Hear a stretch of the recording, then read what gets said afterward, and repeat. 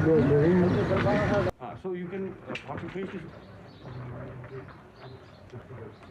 This is going to have repercussions all over India. Indian government has signed their own death warrant. 31 अक्टूबर 1984 प्रधानमंत्री इंदिरा गांधी अपने घर से बाहर कदम रख रही थी, लेकिन इस सुबह का सूरज अपने साथ एक ऐसा षड्यंत्र लेके आया था जो देश का भविष्य बदलने वाला था। इंदिरा गांधी, जिन्हें आयरन लेडी के रूप में जाना जाता था, एक ऐसा नाम थी जिन्होंने राजनीति के कई तूफानों का सामना किया था, लेकिन इस तूफान के बारे में शायद उन्होंने कभी सोचा भी नहीं था।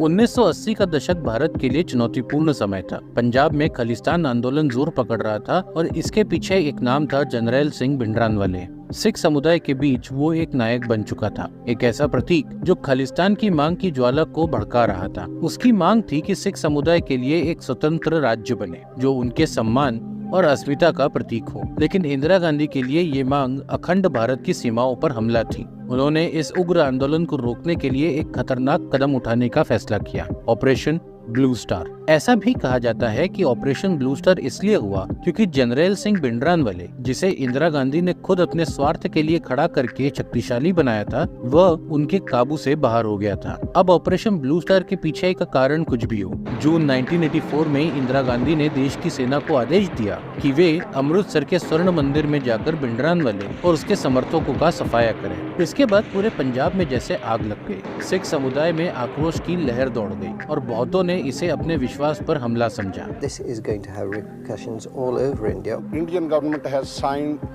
their own death warrant. इस बीच इस घटना का प्रभाव इंदिरा गांधी के सबसे करीबी सुरक्षा घेरे में दिखाई देने लगा। उनके अंगरक्षक बेअंत सिंह और सतवंत सिंह, जो रोज उनके साथ रहते थे, उनका सम्मान करते थे, उनके अंदर भी ऑपरेशन ब्लू स्टार ने एक असहनीय गुस्सा भर दिया था। हर दिन वे इंदिरा गांधी को देखते, उनके साथ खड़े रहते, लेकिन अब उनके दिलों में बदले की ज्वाला जल रही थी। उन्होंने एक ऐसा निर्णय लिया जो भारत के इतिहास को हमेशा के लिए बदलने वाला था, और आखिरकार वो दिन आ ही गया। 31 अक्टूबर की सुबह जब इंदिरा गांधी अपने आवास से बाहर निकल रही थी, तभी अचानक बेअंत सिंह ने अपनी पिस्तौल निकाली और उन पर गोलियां दाग दी, और इसके बाद सतवंत सिंह ने भी बिना एक पल गवाए अपनी राइफल से गोलियां चलाई और कुछ ही पलों में भारत की आयरन लेडी जमीन पर लहूलुहान पड़ी थी। इस खबर ने देश में एक सनसनी फैला दी। ये एक ऐसा हमला था जिसने लोगों को अंदर तक झंझोड़ कर रख दिया था। हर तरफ सन्नाटा और घबराहट फैल गई, और कुछ ही घंटों में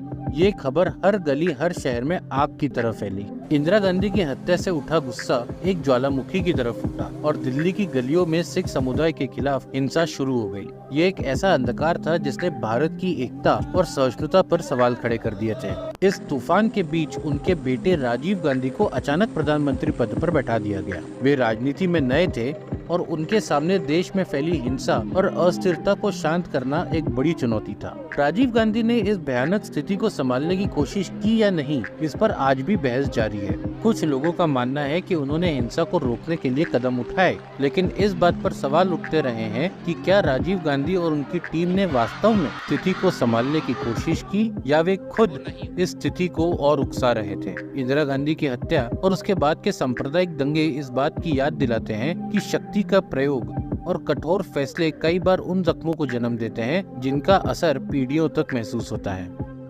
यदि आपको इस वीडियो में दी गई जानकारी पसंद आई हो तो इसे लाइक करें और हमारे channel the historical story teller को सब्सक्राइब करें। धन्यवाद।